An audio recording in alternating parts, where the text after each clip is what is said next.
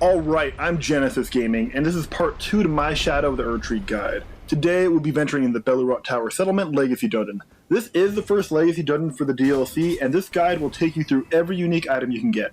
I will not be covering consumables or crafting materials and etc., but I'm sure you can handle all that on your own. Starting off, the giant scorpions look like nightmare fuel, but they are fairly weak, so don't worry about them too much. In the main room will be a bunch of little ones and 2 revered spirit ashes on the pedestal. If you're using summons, be sure to grab those. Continue forward up the stairs and you'll find the Belurat Tower Settlement Site of Grace. I'm going to leave the guide in 1x speed so that you can follow it easier. I'm only going to speed up during combat or other long animations. I'm also going to leave timestamps in the description for each item so you can skip to what you really want, and that will lead you to the item from the closest Site of Grace. From here, follow the path to the southeast and then take the path to the east. We need a key to explore in the other direction, so we're going to come back to that later. Running down the path with the 2 mages shooting rings at you, dodge the enemies, and make your way into the far building on your left-hand side. Up the stairs, you'll find the small private altar Site of Grace. There is no notable loot along the path, so feel free to sprint past all the enemies, although you may find it easier to just defeat them one at a time so you don't get swarmed like I am. The DLC really upped its game and made it a lot harder to just sprint past areas, so be careful. From the small private altar Site of Grace, go through the doors and head towards the right doorway, and up the stairs will be a horned warrior patrolling. They can be very challenging, and there will be more of them, so I recommend you take the time to learn their moveset here. Follow the eastern path out to the fountain courtyard, and you will be invaded by Fire Knight Queeline, or Queeling, I'm not really sure how to pronounce that. Defeat him to receive the Crusade Insignia. Before you leave, on the opposite side of the giant tree, there is also the Shriek of Sorrow Ash of War. For melee users, keep a safe distance to avoid Queeline's wide arc swings and fire attacks, watch for telegraph attacks, and use a brief moment of vulnerability after his heavy swings to land counterattacks. If you're using range or magic, constantly move to avoid Queeline's fire spells and maintain a safe distance. Use quick casting spells to interrupt his casting and take advantage of his vulnerability to frost and lightning damage. After defeating him and grabbing the Ash of War, double back and follow the other path. If you ignore the enemies to rush here, they'll all be waiting for you, so make sure you heal before exiting. Some of the minor shadow people here do have long-range spells, so be mindful of them while running. Up here past where the Horned Warrior is, you're going to want to take an immediate right and go up the stairs. Follow the obvious path forward and take the doorway under the alcove on your right-hand side. There is going to be a shadow dude that jumps out here and tries to hit you, but you can just roll past him really quick. Also, if you're finding these videos helpful, be sure to like, comment, and subscribe for more, and let me know what else you want to see in the comments below. Once you enter the room, take the ladder up and you will find the storeroom key.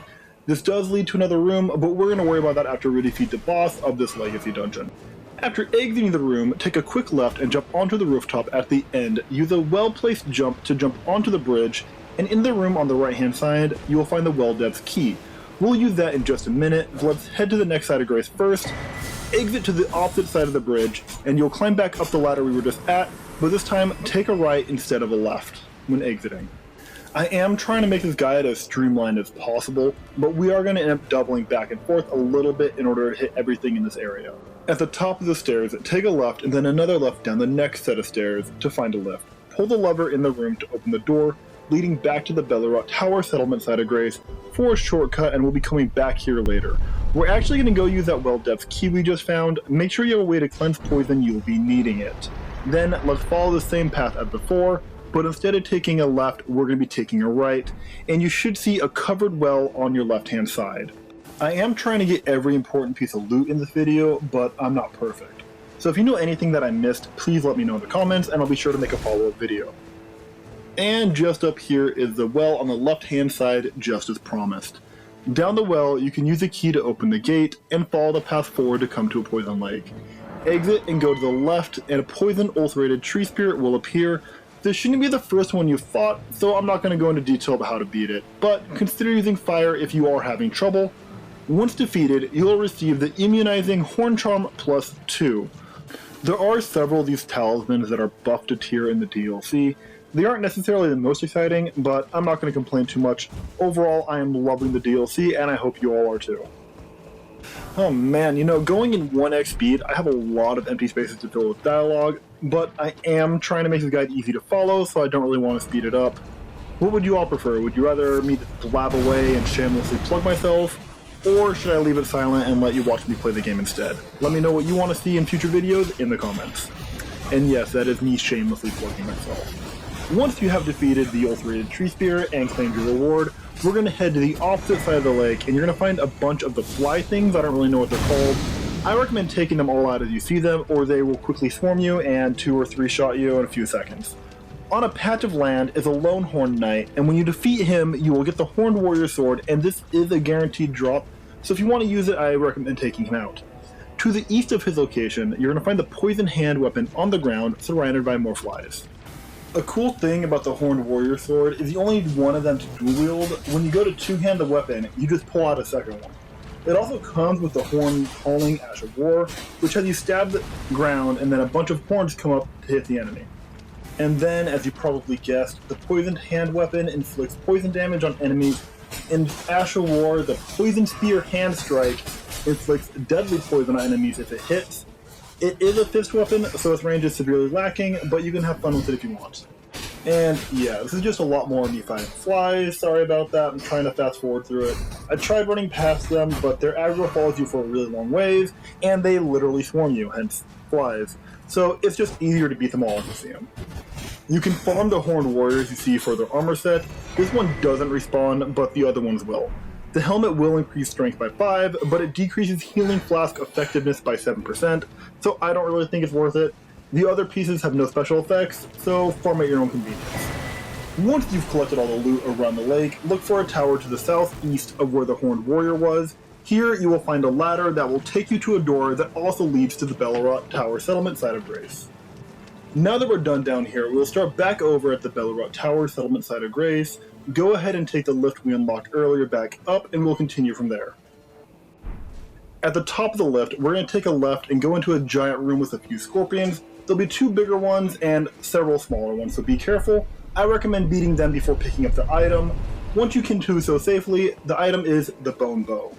Its Ash of War is Rank 4 shot, which fires an arrow that has a homing effect, and that can be very useful, so use that if you find that useful.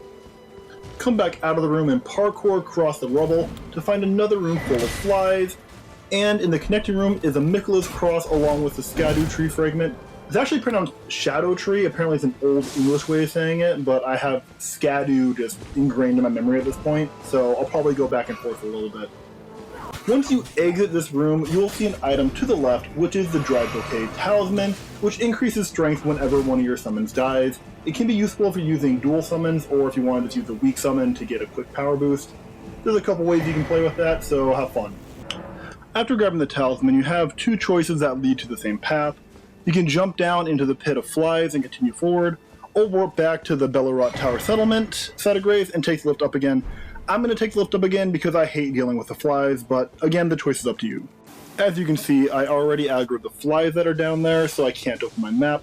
Instead, I'm going to use the Memory of Grace, since I don't really care about my runes. If you didn't know how it worked, the Memory of Grace basically warps you back to the last side of Grace you were at, but you lose all the runes you currently have.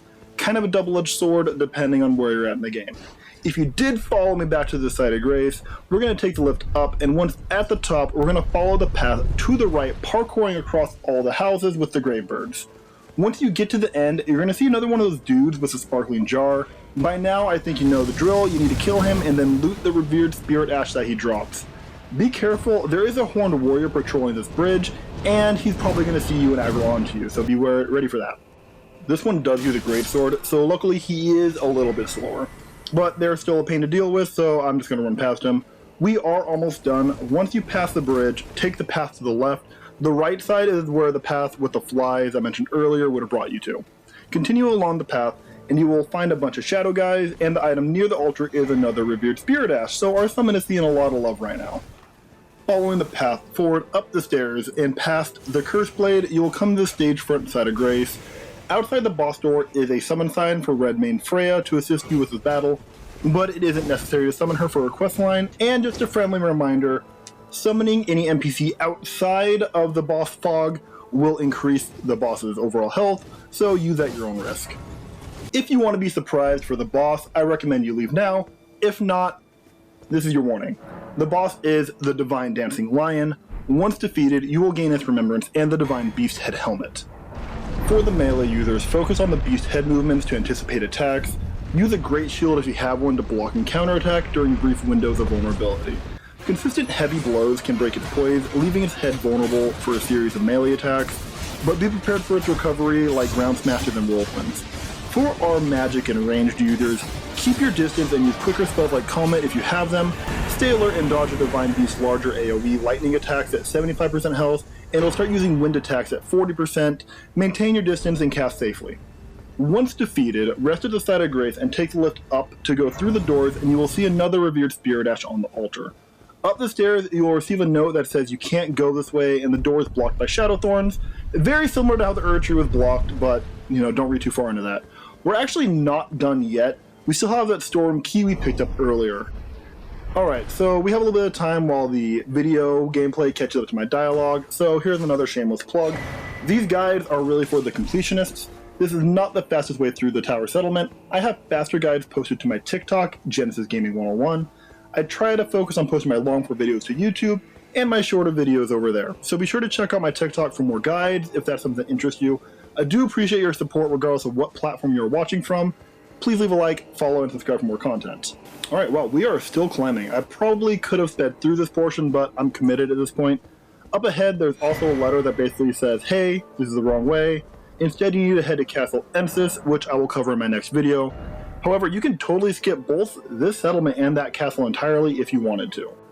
Okay, now warp back to the small private altar side of Grace and go through the door and across a bridge on the left-hand side. You'll see those two mages that were sniping you earlier, so feel free to take your revenge now. At the end, you will find a door that is unlocked with the storeroom key. In here is a Hornsent Grand Dam. Put on the Divine Beast helm you got for defeating the boss, and talk to her, then she will give you the Watchful Spirit incantation. But that's not all. Exit the game, or rest at a site of grace and come back, and she will give you some Scorpion Stew. This will boost physical damage negation and gradually restore HP. It does stack with Golden Vow, so it might be worth using for tougher fights. You can only hold one, and she will not give you another one until you either eat it or store it at a site of grace. But you can only hold one and store one at a time, so you can't get a stockpile, unfortunately. This concludes part 2 to my Shadow of the Edtree guide. Be sure to like, comment, and follow for more, and as always, good luck, and GG everyone.